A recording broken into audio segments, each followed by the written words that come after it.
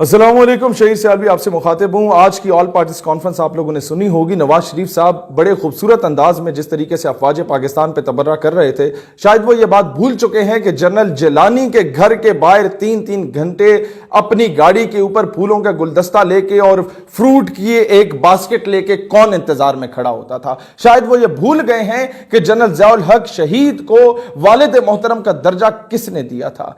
शायद peoples party वाले भी ये भूल गए हैं कि भुट्टो साहब को जनरल अयूब ही लाए थे, और ये भी भूल चुके हैं कि उधर तुम इधर हम का नारा लगा के पाकिस्तान का बाजू किसने काटा था बांग्लादेश की सूरत में। शायद वो लोग जो उनके साथ मौजूद थे ये भूल चुके हैं कि आजाद पश्तूनिस्तान या आजाद बलोचिस्तान या आजाद सिंधु देश का नारा लगाने वाले कौन लोग हैं, मुल्क दुश्मन एजेंडे पे कौन काम कर रहे हैं।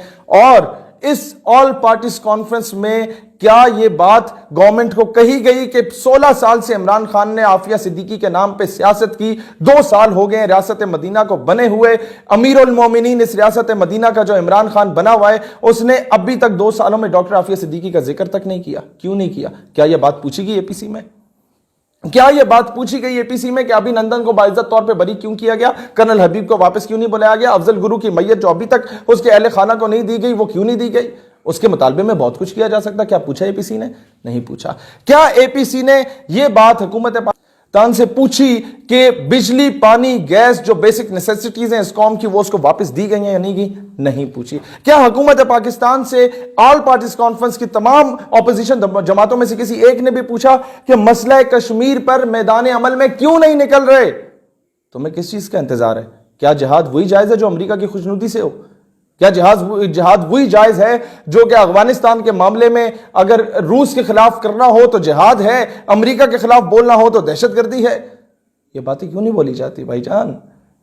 तबर्रा ही करना है तो सही मायनों में करो। तुम लोगों का जो इख्तिलाफ है वो सिर्फ हुकूमत का है, याद रखना, ये कौम समझ जाए। आपको मैं मवाजना कर देता हूं। गवर्नमेंट ने अभिनंदन को वापस भेजा। ऑपोजिशन में इन्हीं लोगों में से एक ने रेमंड डेविस को बाइज्जत तौर पे बरी किया था, एक ने एमएल कांसी को हवाले किया था, और तीसरे ने रात की तारीख में नूर खान एयरबेस से कर्नल जोसेफ को बाहर फरार करवाया था जो हमारे बच्चों के कातिल थे। और फिर एक ने डॉक्टर आफिया सिद्दीकी को भेजा था और एक ने डॉक्टर आफिया सिद्दीकी के नाम पे सियासत करके हुकूमत ली और उसके नाम पे खामोश है। इन लोगों को सिर्फ इक्तदार चाहिए, चाहे वो हुकूमत के हों चाहे वो ऑपोजिशन के हों। खुदारा इस अवाम से कहता हूं कि दोबारा इनके झांसे में आके 5 साल के लिए इन्होंने, पहले पीपल्स पार्टी और नून लीग का टेन्योर होता था, अब एक और जमात ऐड हो गई, 5 साल पीपल्स पार्टी, 5 साल नून लीग, 5 साल पीटीआई और बाकी इत्तेहादी जमातें अहले बहले टाइप उनके साथ।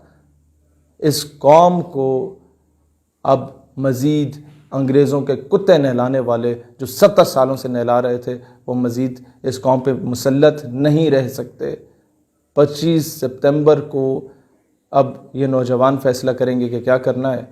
हमने अपना इजलास बुलाया है 25 सितंबर को, वो सारी कौम के सामने लाइव होगा इंशाअल्लाह ताला जुम्मे के दिन शाम 4 बजे, और बहुत बड़े ऐलानात किए जाएंगे। इस मुल्क का मुस्तकबिल, ये हकीकी मायनों में इस मुल्क को आज़ाद करना है। हकीकी मायनों में इस मुल्क के फैसले वाशिंगटन डीसी या वाइट हाउस में ना हो, पाकिस्तान के अंदर हों, और इस मुल्क को हकीकी मायनों में इस्लामी जमहूरिया पाकिस्तान बनाना है इंशाअल्लाह ताला। 25 सितंबर तक इंतज़ार करें। पाकिस्तान हमेशा जिंदा।